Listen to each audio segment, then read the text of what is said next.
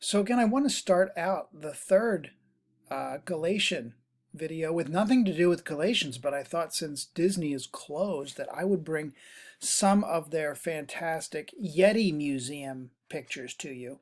Many of you have traveled to Disney and know that they have a Yeti Museum. Of course, look at all the backpacks, people who have traveled up Everest before looking for the Yeti. Here's some, you can get some tin cups and a plate for your camping trip. This is, of course, a tent that one of the Yetis destroyed. Oh, so scary, isn't it? Some of the animal masks that may be able to scare the Yeti away. Just blurry pictures, and that's the end of that. So, aren't you glad that you could see that? That's a good one, though, isn't it? The Yeti destroying the camp. How many of you have seen that? That's pretty interesting, isn't it? The ride. And I believe it's only a minute long. And so if you would just stare intently at the screen, I'm going to narrate this ride. Here we go up a small hill. It's a little jerky at this point. Notice we are going up the mountains, and here we go a little, oh, it's not that big a deal.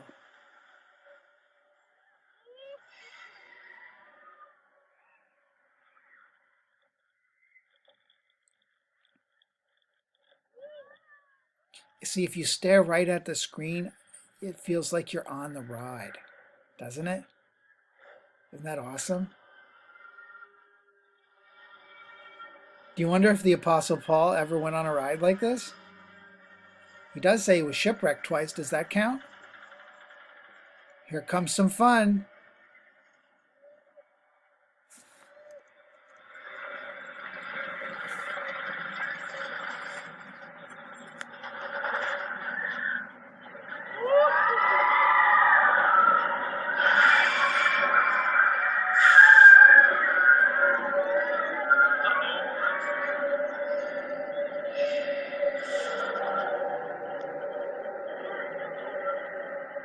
This is where you're rethinking your medication regimen right here.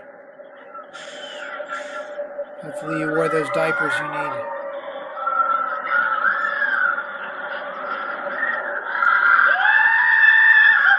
Of course, everybody's so surprised. It's all dark now. Can't see a thing. It doesn't work, does it? I wonder if you're going to be able to see the Yeti. There he is. Oh, he's grumpy. He's really grumpy, isn't he? And there he goes.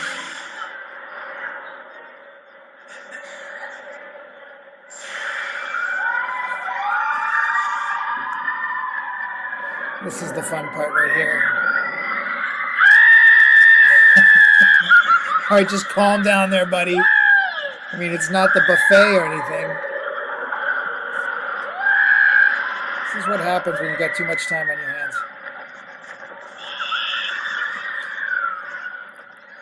Can you feel the G-force?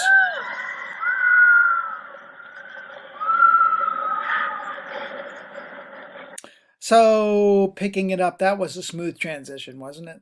Picking it up in Galatians 2, here's where the roller coaster hits a little bit of a bump. We have a bumpy ride. Peter comes to Antioch, and he and Paul get into a big-time argument. Certain people, it says, come from James, who, and look what he says, he used to eat with Gentiles, but after they came, that is, the people who came from James. Who is James?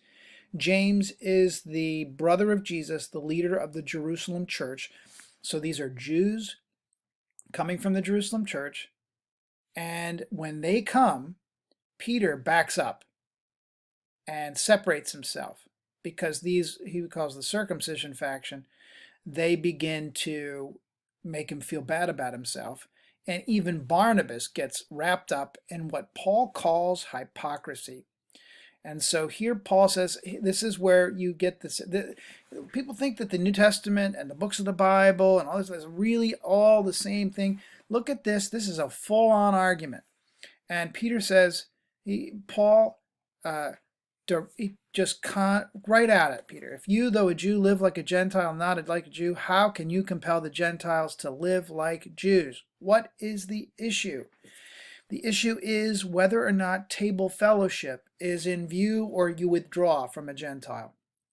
Table fellowship was, remember, in the Jerusalem Council in Acts 15, the issue of food, what was on the menu, was really important. Don't eat meat that's sacrificed to idols or had been sacrificed to idols. Don't eat meat strangled in its own blood, and then avoid sexual immorality. The idea here clearly is that the Jews have trouble having table fellowship. Just listen, think about that. They have trouble eating dinner with with a Gentile. A friend of mine relayed a story from a while back. He said that he had a good friend who was Jewish and practiced kosher food law, and he said that his friend ordered his food, and then he ordered, and the food came out, and his friend was looking at him and was puzzling, and he said, "What's wrong?" And his friend looked at him and said, you have a cheeseburger and a glass of milk. And he said, "Yeah." He goes, "You nauseate me." Because you can't mix food that is also part of, you can't eat the ground beef that comes from the same place you get the dairy. You can't do that. And so my friend said, he apologized. He said, "How do you stand it?" And he says, "It's hard." Table fellowship in the ancient world was probably even more intense than that, where a Gentile could not eat with a Jew. So the Jerusalem Council was really significant here. Gentiles did not have to follow all of the law, but the few things that would hold the community together. And so this is where it comes down to and here it's good to kind of reframe and talk about who these opponents were and why did they get Paul so angry. At this point, it might do us good to remind ourselves of what a Judaizer, at least the commonly tell. So many of these terms that I learned and you kind of go to school on, you begin to question whether or not these things were whole scale true, or if maybe there were a lot more nuances than we allow. But Judaizer is a Gentile who believes or trusts a Judaizer is a person who's Jewish and is telling Gentiles, right, that a Gentile believes and trusts in Jesus can now be a good Jew too. You can come into the family, you can be part of our group. Here's how you do it. All that's necessary is, if you're a male, circumcision, and then you follow the whole law and you keep the covenant. So, oh yeah, that's a lot. For a non-Jew, that's a lot of stuff. So instead of an ethnic introduction to Judaism or inclusion into Judaism, you had something like Jesus bringing this new situation so that a Gentile could come in. Now, for Paul, the reason that is a twist of the gospel message is because it looks like you add something to Jesus. It's Jesus plus the law. And for Paul, it's Jesus plus 0 for Gentiles and for Jews. However, he doesn't go all the way. He comes close, I think, in Romans from saying that Judaism, too, is going to be reliant on Jesus. I never see Paul throwing out his Judaism. It doesn't happen that way.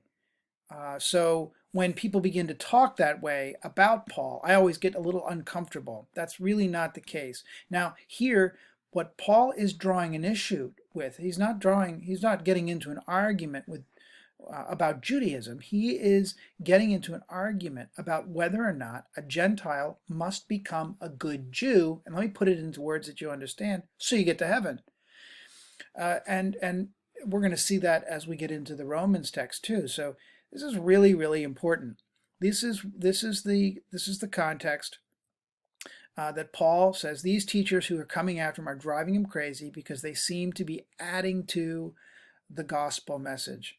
So Paul says, this is again in chapter 2, we ourselves are Jews by birth and not Gentile sinners. That's a sarcastic statement, a hyperbolic statement. The person is justified not by the works of the law, but through faith in Jesus Christ. So this is where the doctrine of justification by grace through faith emerges here in full articulation. This is a key part of Paul's teaching. We have come to believe in Jesus Christ so that we might be justified by faith in Christ. One word about this: believe and faith are the same word in Greek. And how are we made right? This is the justified. How are we made right? Well, we learned in 2 Corinthians that Paul believes that Jesus has made a reconciliation between us and God. It's Jesus who does this. So our trust in Jesus, then, by virtue of our trust, we're incorporated in Christ. That little preposition is so important. It's like Paul imagines that we move zip codes. So now we were living here at one spot, now we're moving and we're living in Christ on the other.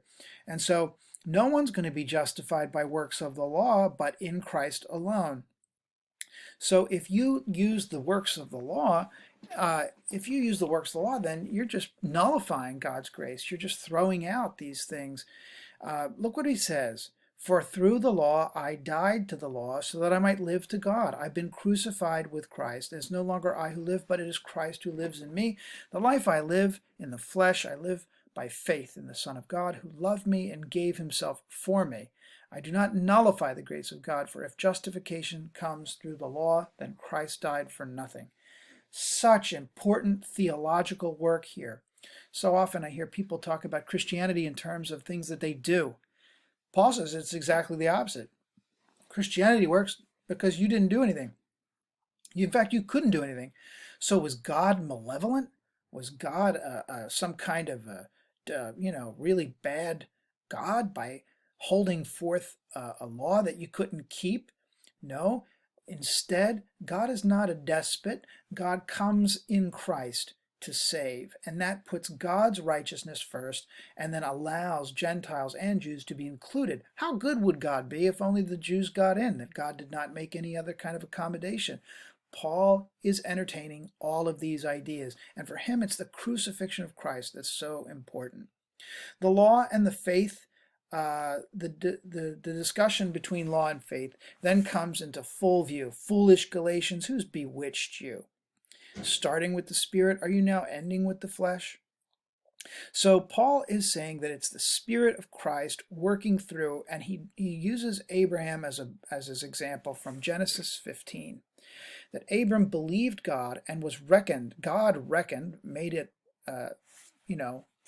made it so that he was righteous by virtue of his faithful trust. And remember, Abraham came before Moses, and that's the whole key. Abraham came before there were any Jews. Abraham was the first one. And so if God worked that way with Abraham, and Abraham, for all intents and purposes was Gentile flesh, then God would also work this way in Jesus for the justification of the Gentiles. What is justification? That's a really key concept. Paul's teaching in Galatians 3 is also discussed in Romans. And so justification by grace through faith. Justification so that you understand what it is, just as if I'd never sinned before God, that purity before God. Justification is to be made right before God. What I will say about justification, though, is that it has to do with God's righteousness too. That is, the righteousness that's part and parcel with God's character. God's not capricious or despotic. God is a holy God. We dare not, in fact, we cannot come in sin and impurity, but we are unable to do this on our own. We can't clean ourselves up. And we are completely riddled with self-interest, sin, brokenness, and rebellion. But now Christ, who's fully God and fully human, comes for us and does what we're unable to do, which is sacrifice himself on our behalf so that sins are forgiven, so that we can see God takes all of our mess and nullifies it with the cross of Christ. And so basically in dying, Christ commits all of our brokenness to that kind of position, that deadness, so that we can be made alive in Christ in a new way, unburdened by our self-interest, having been wrapped up in God's grace. So Paul is, here in chapter 3, he's advancing this using Abraham, and then this little section about the cursed law. And we'll come back to that in our next section on Galatians.